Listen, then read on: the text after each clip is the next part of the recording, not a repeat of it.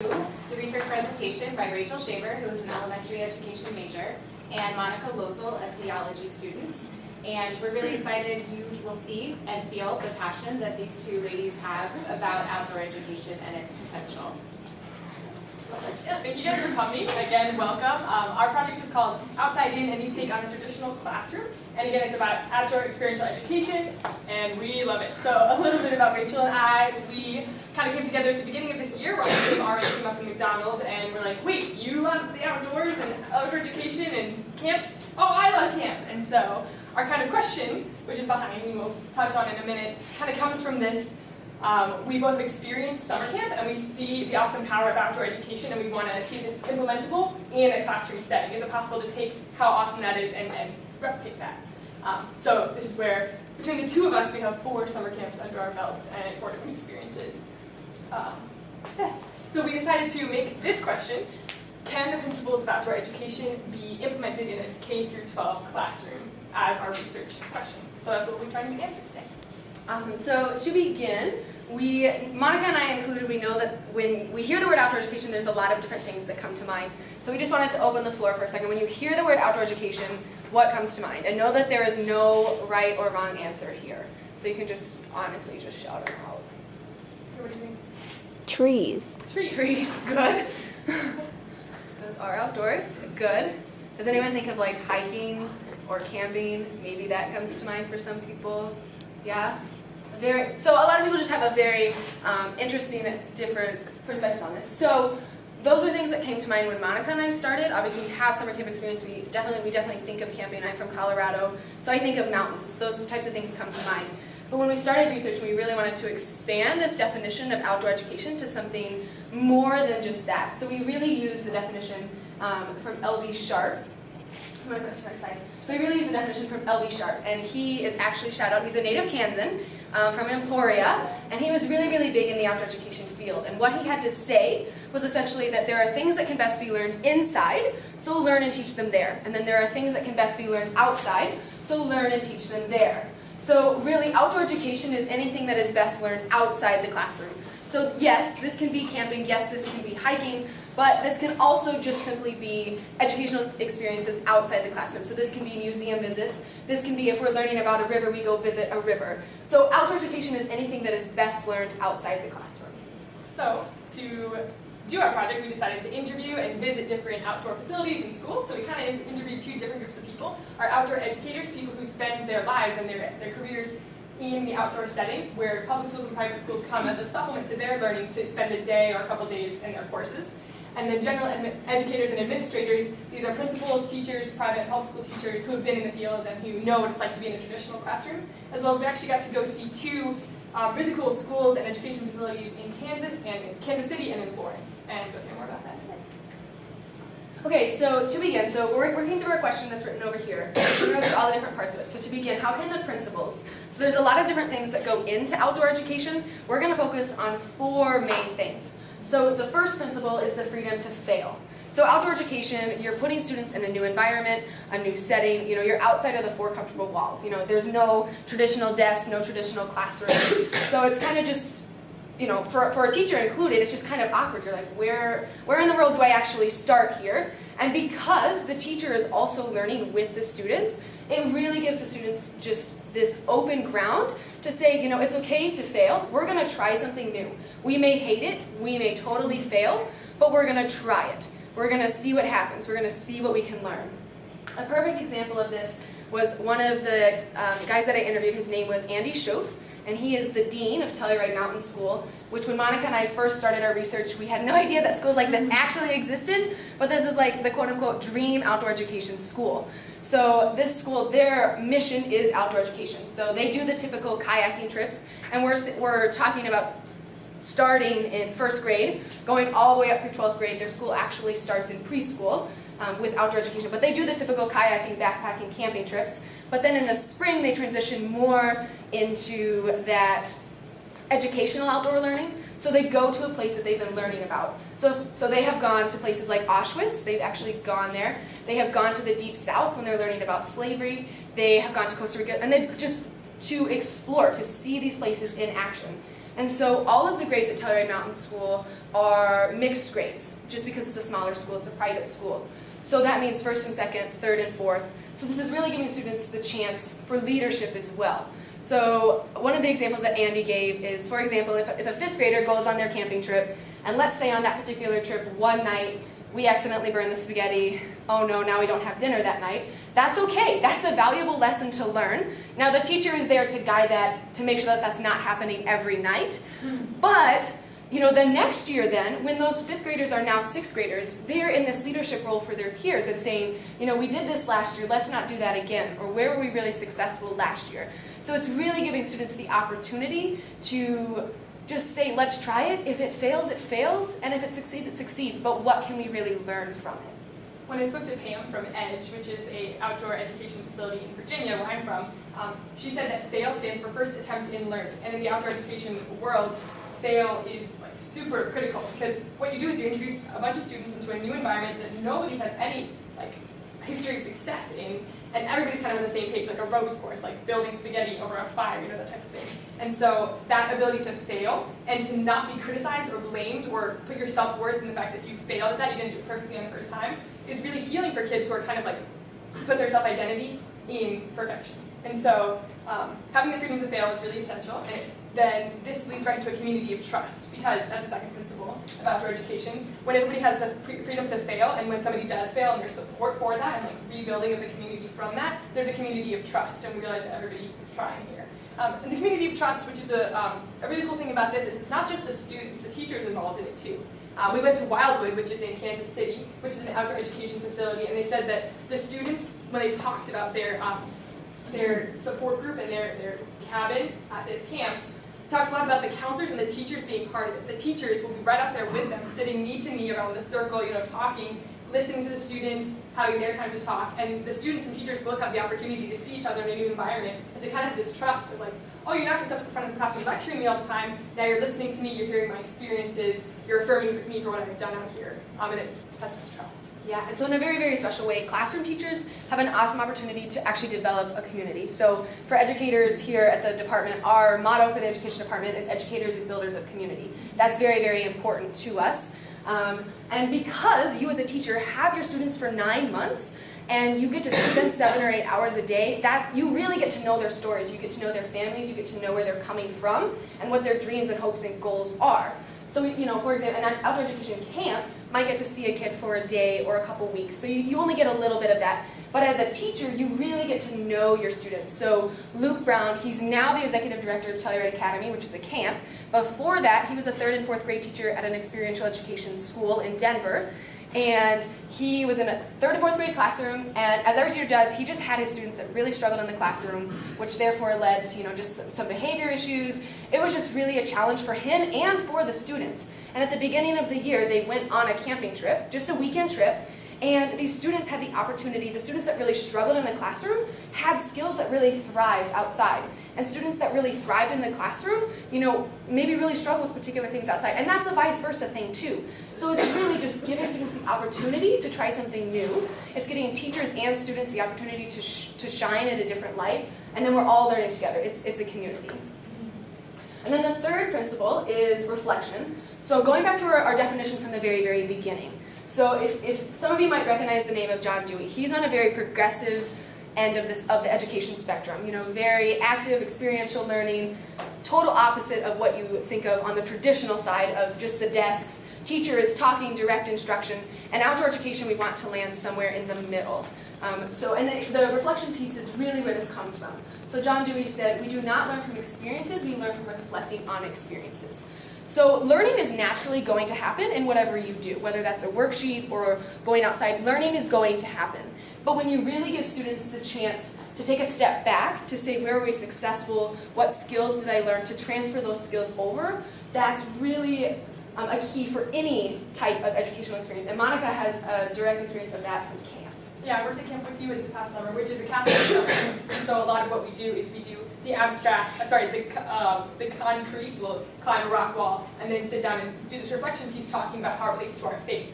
But that is also a big principle of outdoor education in general, that you're taking something concrete and you're abstracting it. And it's actually not just a social ability, it's a psychological, it's like a new neural pathway. It's created in your brain to be able to do this type of thinking. And if you're not learning that type of thinking, and experience it from a young age, you're struggling a little bit later in life to be able to do that. That's the type of thinking we should be developing young.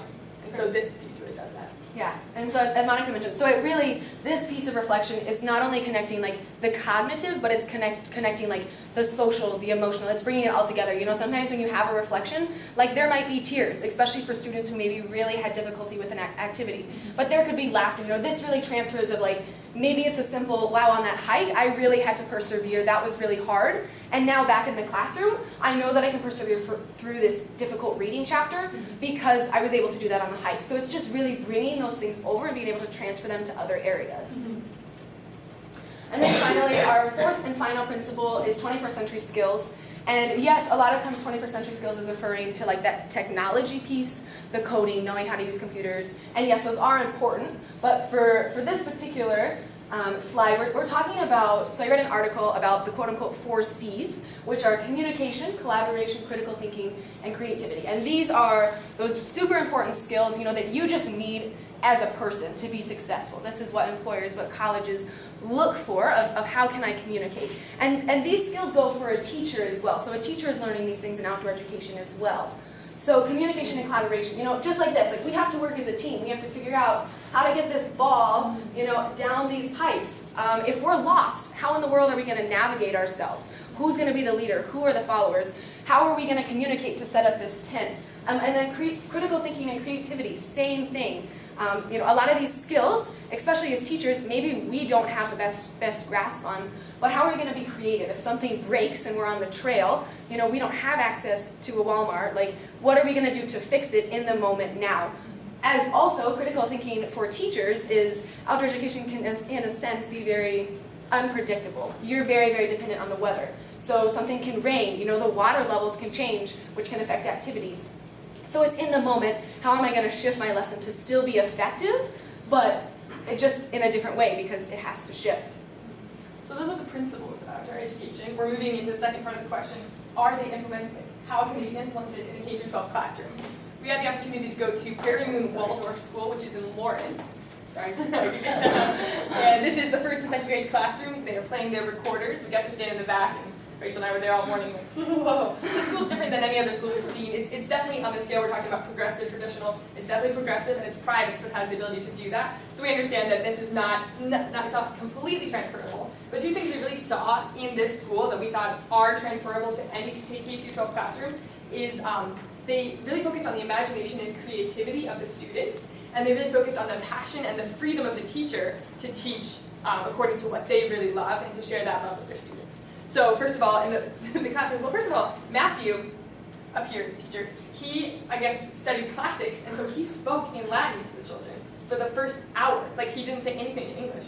We were like, what does he say? And they all knew, and they would respond in Latin, and then he would tell them stories, and they would respond in stories. They played the recorder. They did a little math game. They didn't do any reading or writing, whereas usually the standard would be they have to start reading and writing first before they can do other types of things like that. Like, what's most emphasized is their measurable skill to read. Instead here, they learn to write first so that they can read from their own handwriting. So instead of, the whole model is built on the natural development of the child instead of on a standard that's kind of imposed on them so that we can make sure that they're getting what they're supposed to be getting. So the whole school is based on this imagination, creativity, trying to develop a sense of the child's independence and becoming a lifelong learner instead of just somebody who uses the education system to kind of get to the next thing. And then, like I said, Matthew was able to use his passion for Latin just to be able to teach his students. The Filipino teacher spoke Filipino to his students just because he could and he wanted to teach that. The 5th and 6th grade teacher, we saw him teaching different types of Mandarin or different, they did a classroom play in the class. So they just used a lot more flexibility and freedom from the teacher. The teacher got to see what the student needed and do that instead of a curriculum that's standardized. Anything to add to that? Yeah, so Okay. just to preface this, so I'm not saying that you have to go out and learn Latin or Filipino or something, but you can take bits and pieces of this. So if you as a teacher are really, really passionate about something, you can bring that into the classroom, whether that be music or art or science or whatever it is. And because outdoor education is just fostering this exploration, you give it to your students. You say, okay, go explore this. And maybe they end up hating it, but maybe they end up loving it. This is just exactly where outdoor education comes in. A lot of the articles that we read, especially for middle and high school, in particular for females, maybe they're not so keen on fishing. And so they did it. They did the activity. It wasn't their favorite, but they learned from it, and they just had that experience. So it's really just open the doors for your students to play. Open the doors to just give them the chance to explore something. So we asked this question to the private and public school teachers that we were interviewing, and the first thing they told us was definitely the challenges. And we wanted to give justification to the fact that this is a tough thing to implement, even in little bits and pieces. And so just to walk you through some of the challenges that teachers face, the gears are for the logistics. Even the simplest thing like a field trip to the museum takes those permission slips, vehicles, making sure everybody gets there, whatever food allergies they have for the lunch they're packing, a lot of different things. Lots of moving cogs for the teacher to handle. Right, and then secondly is kind of just this calendar. So more of the lesson planning piece. So for educators, we know that there's Common Core, and then each state has more standards on top of that in your district, and there's just a lot of people telling you how to run your classroom. So it can be very, very difficult to say, okay, how do I already take the standards and what I have to do and then actually apply this outdoor education? So, because what we do in the classroom, we want it to be fruitful. We want it to be beneficial. We don't want to be doing something just for the sake of doing it. We want it to be beneficial. So it's really taking the time to take a step back and say, how is this going to be beneficial? Mm-hmm. These guys down here are the parent approval. If you're not having parent and administrative approval, no matter how great an idea it is, you're really not going to get very far. Standardized testing, we kind of already touched on this, so I'm going to kind of skip it. And then the last one here is the pie. Not every student learns the same way, and so while this might be a visual learner or an audio learner or kinetic learner, you have to make sure that you're balancing and it's actually working for the students that you have in the classroom. We also, when we further spoke to the the teachers, this is what Ms. Boyle said, and I think it really summed up what they all said. The first purpose of outdoor learning should be lighting a spark so that students will really want to return to any learning environment and really pour themselves into their work. So Ms. Boyle, Mr. Yost, Rachel's aunt, whoever we interviewed, we asked them, what's the ideal learning community? Like, what's a perfect day for you in teaching?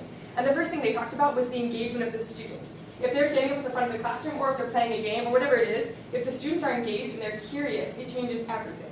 But we all know that in any education classroom, there are those students who know how to get by without really ever kind of being engaged. So Ms. Boyle says, what outdoor learning should do, especially is like a supplement to regular learning, kind of like being right in the middle, like we talked about, progressive, traditional, so that when the students aren't interested, this can spark an interest. If they think that they don't really care about this type of subject, and they go on a field trip, or they get an opportunity to go out and be with their classmates, it's either through respect of their teacher that they're listening, or because they thought, oh, I didn't know I could be interested in this, but now I'm actually kind of interested a little bit.